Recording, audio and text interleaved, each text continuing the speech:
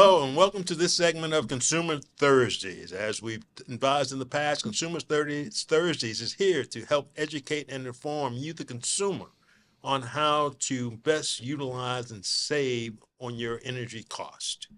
Today, we have with us Mr. John Coffman, an attorney and utility consumer advocate who has focused his 36-plus year career on trying to save money for residential households through utility rate setting, law, and policy, and on promoting consumer protections, which I think is most important for the most vulnerable of the utility customers.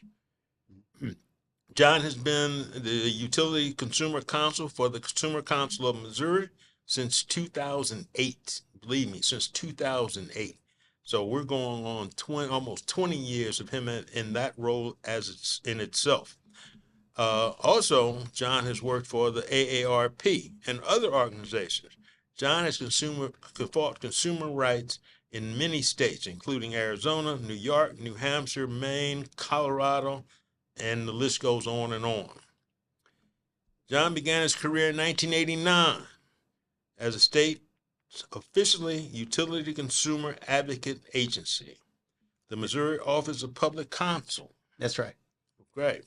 He served as head of that agency from 2003 to 2005 and also served as vice president of the National Association of State Utility Consumer Advocates. That's just some of what John has done in his career. And today, John's going to talk to you about the rising costs of utilities. As all of you know, each utility has risen in cost, and it impacts you, the consumer. With that, I'm going to turn it over to Mr. Attorney John Coffman. Thank you, George. That was more than enough, but I appreciate being on Consumer Thursdays. Utility rates have been most of my career, and it's also I've been fascinated by it. One thing about utility rates is that it involves so many billions of dollars. It is one of the most significant parts of our economy, and it's paying utility bills is a significant part of almost any household's monthly bills. And utility rates don't always go up. It might seem like that now, but in the 1990s, we actually had some rate reduction. So it's not always a certainty that rates are going to go up or down, but right now they've been going up for several years now, and the projections for the future are rather alarming as to how much electric rates can go up, and as well as water rates and natural gas rates kind of fluctuate. But as Consumers Council has seen, and we've done studies and we've hired people to look at this, we have all of these basic essential utilities have gone up by a rate that's higher than the general inflationary rate, which has been, lately been around 3%. We're seeing electric rates and water rates go up by 5-7%. And natural gas rates have also, over the last 5 to 7 years, gone up higher than inflation rates, and definitely higher than wage growth. So this is a part of the average household budget. When people sit down at the kitchen table, this part of the budget is going up faster than other parts of the budget. And I would argue the inflation in utility rates is driving the overall rate of inflation. Mm-hmm. And we're kind of having a moment right now. I noticed that utility affordability is part of the broader affordability discussion in politics and in policy discussion. And I think that's appropriate because it is not only one of the most impactful part of someone's monthly budget, it's also the part of your budget that the government has the most control over. Mm. I know, now people talk about taxes, but often the debate over taxes in any given year is not as great as the gap between what people are advocating for as far as utility rates. And so I think that and I know people talk about groceries. Grocery might be the first thing when you're talking about affordability. People talk about groceries as something that they definitely see and is going up at a rate larger, a little bit more than inflation, but closer to the inflationary rate.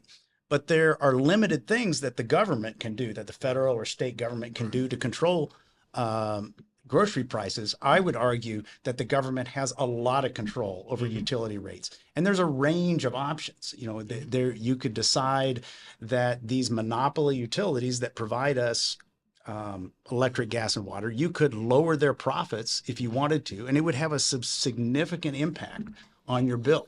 John, it's amazing because we talk about affordability and you talk about each family. I mean, and you correct me if I'm wrong, but from what I understand on average, I mean, the increase in utility rates is going to cost the average family $500 to $600 or more per year to heat and cool and just have basic utilities. Right. Am I correct in stating that? I think that's about right, depending on what utilities you include. Right. Okay. But if you're saying including the three big ones, electric, gas, and water, for sure. And then here in St. Louis, of course, we have Metropolitan Sewer District, which is much higher than normal wastewater bill, and that's a material bill. Yeah. Yes. So the average cost of utilities is skyrocketing, and families are having to put that and look at that as far as their overall budget and family costs, expenses, because without those, particularly if you're a tenant, you may find that your lease is terminated. And even in determining an acquisition of a home, with the average cost of a home now exceeding $400,000 a year, I mean, that's something you have to take into consideration, because now we're talking about the cost of utilities not only impacting one's budget, but their ability to sustain, buy a home. Right. Yeah. Right. I mean, and I know you're involved in energy efficiency and know a lot about housing costs. And one way that the government could regulate utilities if they wanted to is to kind of consider that as part of housing cost. Yeah. But the way the state and federal government look at housing policy and utility policy, they're usually they're separate. They're in silos, and they unfortunately don't really connect. I mean, sometimes, that's unfortunate. They do need to connect. And as a former active real estate broker, that's something I know I used to talk with when I had clients who were looking at purchasing a home, was the utility costs and our upgrading. One of the programs that I was involved with for over 10 years of my career was a weatherization program. And I know it was a significant program and helped each family reduce their utility costs on average about $450 to $500 per year. So those are some of the programs that are still in existence, and I'm glad to say that they've been funded again, and we'll be able to continue. Well, what's the outlook, John? What's the outlook for utility rates? I mean, as we go, because I think this past year and a half, all the utilities have received a rate increase. Right, and the electric, gas, and water utilities are all projected to continue to have rate increases into the future. But it's a question of how much. And there are a range of options, and the decision makers have a range of, say 5% or 10%, and they have to choose within there. Now, some utilities, like let's say the city water department or Metropolitan Sewer District or our municipalities. Right. And so they're different than the investor-owned utilities like Ameren, Missouri, or Laclede, or Evergy on the western side of the state, and Spire for natural gas. Those are investor-owned private companies. And so they operate like a business and have certain efficiencies because they operate as a business, but they're a monopoly. They're a private business that's been granted an incredible benefit. The government has said, you get to be the only game in town. You don't have to compete for your customers. Everyone in this service area has to choose Spire, has to choose Ameren, and the government gets to choose how much profit those companies get. Well, I think it's important at this point, John, so the consumer knows that part of your work is not only, working to making sure those increased rates are reasonable, but you also advocate on behalf of the low and moderate income people to ensure that, and you explain more about that work to me, to ensure that there's money set aside for sake of a term for those who are unable to pay their utilities or have difficulty. Well, let's just talk about why that's important. First of all, electric, gas, heating your house in the wintertime, cooling it in the wintertime, having water for health and safety. These are essential for life. And that's why we have a public service commission in Jefferson City. Their job is to make sure that these essential services that are so important to the public interest are charged at a rate that's reasonable. And they're supposed to balance the profit-making goals of the investor monopoly shareholders against the ratepayers. And so, the reason we're doing this is because in our society, we consider these services to be essential for life. They're necessary. And as you said, like if you don't provide utilities and you have children and you lose, you could lose your house, you could lose your children. Right. The consequences are dire. Oh, they're tremendous. And the lower your income, the more your utility burden is. Yeah. And so the lower you go on the income scale, the more this part of your budget dominates your bill. Yeah, that energy burden piece. Right. That energy burden piece where utilities in some cases far exceed 15 to 20% of a person's income on a monthly basis. And one of the things we really work on, and I know you really work on in the past, is allowing people to age in place, especially for seniors, low-income seniors, because for them to have to move or relocate because their inability to pay the utilities or maintain the house can not only have an impact on their lives, but have impact on that community. Right. Yeah. So that's a special subgroup of folks that that are affordability are important because, well, first of all, the health aspect. If you're older, you're more susceptible to heat and cold, extreme temperatures, and you're probably less likely to be able to perceive when you're in danger with that. So it's a life or death situation. But we also have a lot of folks around the state that are older, and maybe they used to have more members in their family, but it's just one or two people left in their house. The house is big. The house does use a lot of utilities, but they're on a limited income, a very fixed income sometimes. I tell you, Social Security is not going up at the same rate as the utilities. Right. I can assure you that. I can tell you from experience. I can tell you from experience. And so, so we focus on older folks who are low income, particularly, and try to find solutions for them because not every solution fits them.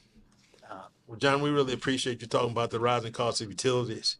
I also heard you mention a term, a public service commission, which in another segment, we will come back and we'll talk about the Public Service Commission. I think it's vital role that it plays in the state and helping to keep utilities at a reasonable rate and the profits of the corporations who operate the utilities.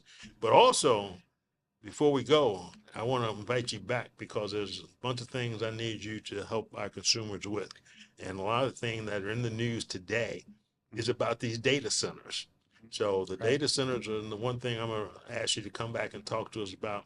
And then I'm going to ask you to remind me of the actual, I'm going to use the abbreviation QUIP, because construction work in progress, CWIP. Yes. And that's something I'm even learning about because that can impact future rates, from my understanding, as with the use of the QUIP that the utility companies can now use as a result of Senate Bill 4 that was passed this year. Missouri has been a state since 1976 that has said we don't want any QUIP charges, no construction work in progress on our bills. And that's because the voters of this state put an initiative on the ballot and passed it by a 2-to-1 margin.